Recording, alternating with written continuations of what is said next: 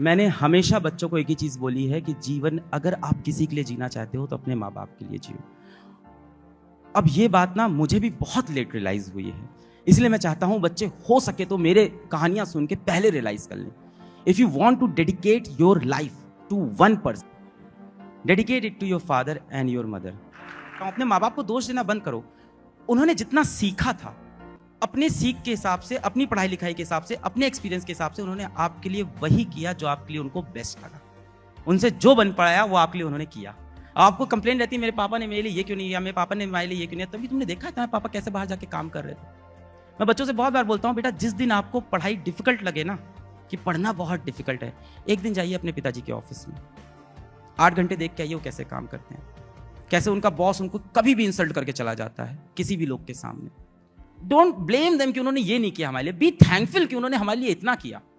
आप बहुत लकी हो, आप बहुत लकी हो, आप बस फील नहीं करते हो। हम सन 2011 में मेरे पिताजी भी मुझे कॉलेज में एडमिशन कराने ले जा रहे थे, और जैसे जैसे लड़के बड़े हो जाते हैं ना, इनकी पिता से बातचीत बहुत कम हो जाती है, बहुत लिमिटेड हो जाती है। पिताजी से इतनी बातें बचती है, पापा पूछते हैं आके खाना खाया, जी पापा, पढ़ाई कैसी चल रही है, ठीक है पापा।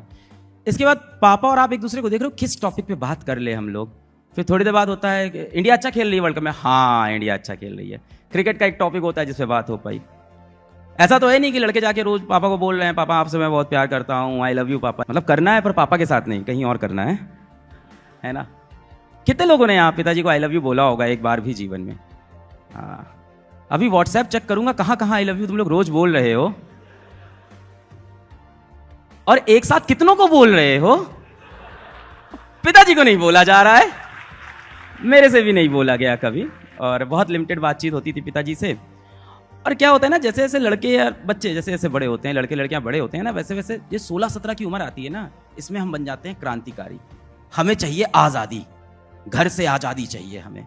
घर में लगता है बड़ी रिस्ट्रिक्शन है, रात को 9 बजे के बाद बाहर नहीं निकलना है, दोस्तों के साथ घूमने नहीं जाना है, टाइम पे सो जाना है, टाइम पे खाना खाना है।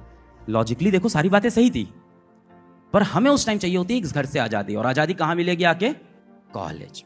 तो मेरा भी ऐसे ही सपना था कि भाई अब इस घर से आज़ादी मिले, इस पिताजी से आज़ादी मिले, मुझे यहाँ से निकलना है यार, इन लोग बड़ा परेशान करते हैं। तो 2011 में पिताजी मुझे कॉलेज लेके गए, तो फिर हॉस्टल मिल गया, और फिर पिताजी बोले कि रात की 9 बजे की ट्रेन है, हम चलते हैं। हमने कहा ठीक है।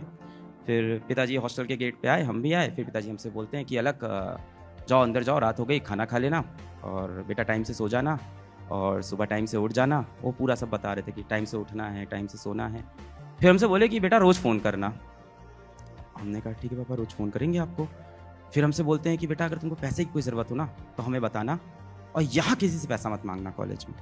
कॉलेज में आके ना बहुत सारी गलत गलत एक्टिविटीज़ होती है, क्योंकि आप होते हो 18-19 साल के यूथ, और आपको एक्सप्लॉइट करने के लिए बहुत सारे लोग आसपास, कॉलेज के आसपास बैठे होते हैं। पिताजी ने मुझसे बोला कि अगर तुमको पैसे की ज़रूरत हो तो ये मत सोचना कि तुम्हारे बाप के पास पैसे कम है, मैं कुछ भी भेज दूंगा, तुम्हें पैसे हमेशा भेजते रहूंगा, तुम किसी और से पैसे मत लेना। अब पिताजी ने ये बात बोली, तब मुझे सडनली रियलाइज़ हुआ कि यार घर से तो दूर होने वाला है, मैं तो घर से दूर होने वाला हूँ। ये पिताजी यार, इन्होंने इतना किया है, सारे पैसे इन्होंने ही दिए हैं। तब मुझे रियलाइज़ हुआ, अरे क्या यार, मेरे दिमाग में क्या गलत सोच रहा था। मैं तुरंत झुका पिताजी का पैर छूने के लिए, और मैं पिताजी का पैर छुआ, पिताजी ऐसे साइड में इधर देखने लगे। उनकी आंख में एकदम आंसू भर गया कि लड़के को पहली बार बाहर छोड़ने जा रहे हैं। और हम लड़के जल्दी रोते नहीं हैं, पर अगर पिताजी की आंख में आंसू देख लें तो वो ऑटोमेटिकली भगवान ने बनाया। अगर हमारे पिताजी की आंख में आंसू है तो हमारे आंख में अपने आप आंसू चले आते हैं, भले ही अंदर फीलिंग आ रही हो नहीं आ रही हो। हमारी आंख में भी आंसू, पिताजी की आंख में भी आंसू। पर मैन विल बी मैन। दोनों भाई मस्त एक्ट कर रहे हैं, सब सही चल रहा है। हाँ पापा ठीक है, खाना खा लेंगे, घर की याद तो नहीं आएगी? अरे नहीं पापा, घर भर की याद कहाँ, बढ़िया है, सब सही है, चलो बेटा ठीक है हम चलते हैं। पिताजी गए बाहर, ऑटो में बैठे।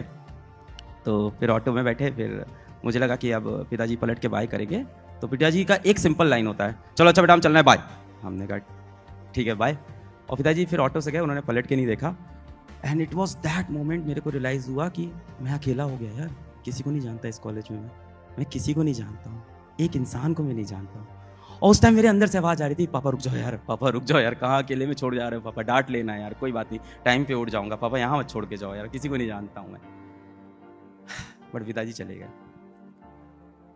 And it was that moment मुझे रियलाइज़ हुआ कि ये जो पराए खुले शहर की जो कैद होती है और बंद घर की जो आज़ादी होती है, ये घर से बाहर निकलने के बाद ही इंसान को समझ में आती है।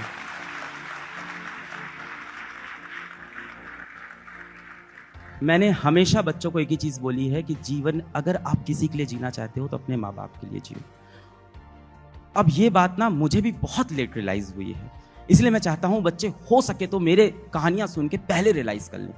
If you want to dedicate your life to one person, dedicate it to your father and your mother. Actually ना हमारे माता पिता भी हमें अपने से दूर भेजना चाहते नहीं है, असल में उनकी भी मजबूरी है, उन्हें हमारा फ्यूचर बनाना है, इसलिए भेजना पड़ जाता है।